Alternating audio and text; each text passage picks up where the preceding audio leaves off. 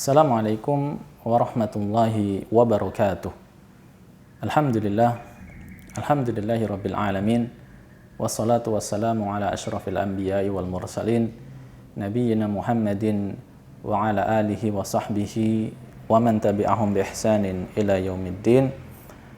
Amma ba'du, kaum muslimin, sahabat SM yang dirahmati Allah Subhanahu wa taala. Alhamdulillah, kita berjumpa kembali di channel YouTube SM ini, dan insya Allah pada kesempatan kali ini kita akan mengulas satu jawaban dari kuis SM, ya, dari kuis yang sudah kita posting, sudah kita kirimkan, sudah kita pasang di channel Telegram Shirathul Mustaqim, di mana di kuis itu ya kita lontarkan satu pertanyaan. Ya, pertanyaannya adalah, kita bacakan di sini, apakah disebut dengan ikhlas apabila seseorang di dalam beribadah dia mengharapkan balasan berupa pahala dan surga? Di sini jawabannya A, ikhlas, yaitu artinya masih kategori ikhlas. Yang kedua B, ikhlasnya kurang, artinya dia ikhlas tapi ikhlasnya kurang. Dan yang ke C adalah tidak ikhlas. Nah, maka di situ jawabannya yang tepat adalah bahwa orang yang beribadah dengan mengharapkan berupa pahala dan surga, ya, atau balasan dari Allah Subhanahu wa taala, maka itu masih atau tergolong ke dalam satu ibadah, satu amal yang dilakukan dengan ikhlas. Jadi memang ada sebagian kalangan yang mereka meyakini, mereka berpendapat bahwa apabila seseorang beribadah, beramal saleh dengan mengharapkan pahala-pahala, janji-janji dan nikmat-nikmat di surga kelak, maka ini mereka katakan mencacati keikhlasannya. Walaupun memang mereka tidak mengatakan bahwa amalan yang seperti ini menjadikan amalannya rusak atau tidak diterima oleh Allah Subhanahu wa taala, tetapi mengatakan amalan yang seperti ini, ya, mereka tidak menyukainya, mereka membencinya, ya, atau bisa dikatakan ikhlasnya kurang, ya, ikhlasnya kurang. Maka manakah yang benar? Ya, kalau kita melihat dari penjelasan, ya, dari ayat-ayat Al-Quran maupun sunnah hadis-hadis Nabi Sallallahu Alaihi Wasallam, maka kita bisa melihat bahwa tentu keyakinan atau pendapat tersebut tidaklah benar. Pendapat tersebut tidaklah tepat, ya, yaitu pendapat yang mengatakan bahwa amalan atau ibadah yang dilakukan dengan mengharapkan pahala dan surga itu ikhlasnya berkurang, ya, atau cacat keikhlasannya, maka ini tidak tepat. Ya, di antaranya kita bisa melihat, ya, contohnya di dalam Quran surat Al-Mutaffifin ayat yang ke-26.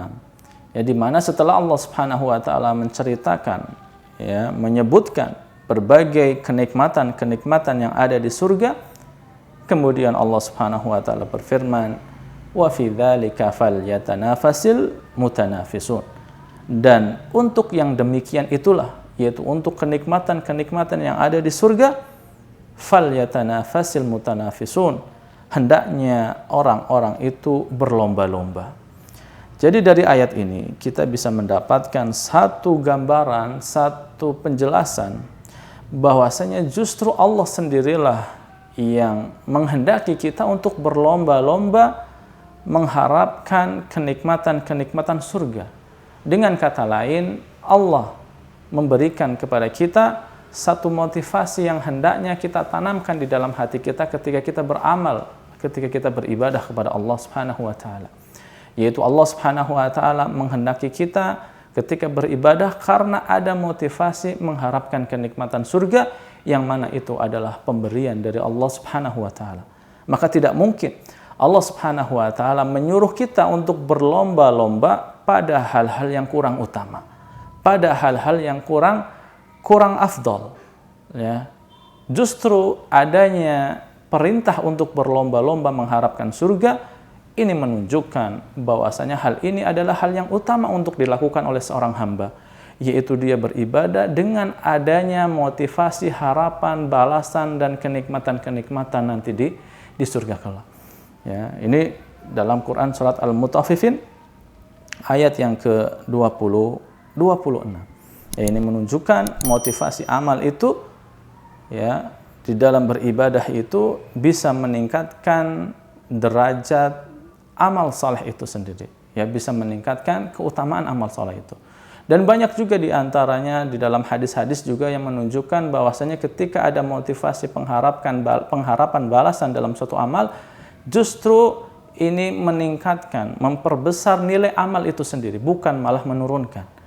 Contohnya adalah ketika Rasulullah SAW bersabda tentang puasa Ramadan, ya, di mana Rasulullah bersabda SAW, "Man shoma Ramadana imanan wahtisaban, ghufira lahu ma taqaddama min dzambih." Ya, beliau bersabda, barang siapa yang dia berpuasa karena iman dan ihtisab, maka Allah Ta'ala, ya, maka dosa-dosanya yang telah lalu akan diampuni oleh Allah Subhanahu wa Ta'ala. Di sini Rasulullah SAW memberikan kepada kita ada satu kelebihan yang akan didapatkan oleh orang yang berpuasa, yaitu berupa penghampusan dosa ketika dia terpenuhi syaratnya. Ketika ada memenuhi dua syarat yang disebutkan tadi, yaitu iman. Dia mengimani bahwasanya ibadah puasa ini adalah ibadah yang telah diwajibkan oleh Allah Subhanahu wa Ta'ala. Ini diperintahkan oleh Allah Subhanahu wa Ta'ala. Dia berpuasa atas dasar ini. Kemudian yang kedua, dia berpuasa atas dasar ihtisab.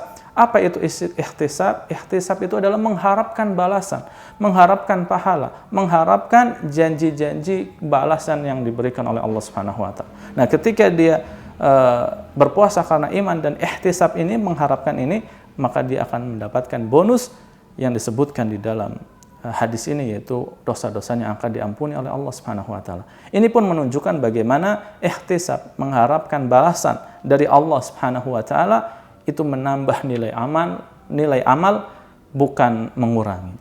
Ya, bukan mengurangi. Jadi salah ketika ada orang mengatakan mengharapkan pahala, mengharapkan surga itu mengurangi nilai amal, mengurangi nilai ibadah.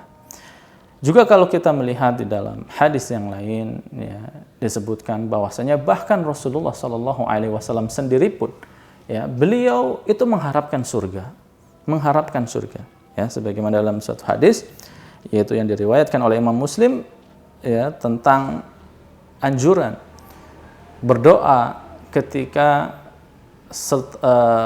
kita selesai mendengarkan azan, ya, di mana dalam hadis itu dikatakan apabila, ya, kalian mendengarkan muadzin, maka ucapkanlah sebagaimana yang diucapkan oleh muadzin, lalu bersolawatlah kepadaku, maka sungguh siapa saja yang bersolawat kepadaku sekali, Allah akan bersolawat kepadanya sebanyak 10 kali.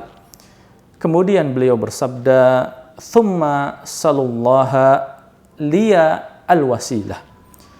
Ya, kemudian mintalah kepada Allah, ya, mintalah kepada Allah untuk siapa? Untuk li, kata Rasulullah. Tsumma salullaha li. Kemudian mintalah kepada Allah untukku apa? Al-wasilah, yaitu meminta wasilah. Apa itu wasilah? Wasilah itu adalah satu kedudukan di surga, di mana tidaklah layak mendapatkan kedudukan tersebut kecuali untuk satu orang di antara hamba Allah. Kemudian Rasulullah bersabda, aku berharap aku adalah dia, yaitu orang yang mendapatkan al-wasilah. Barang siapa meminta wasilah untukku, dia berhak mendapatkan syafaatku.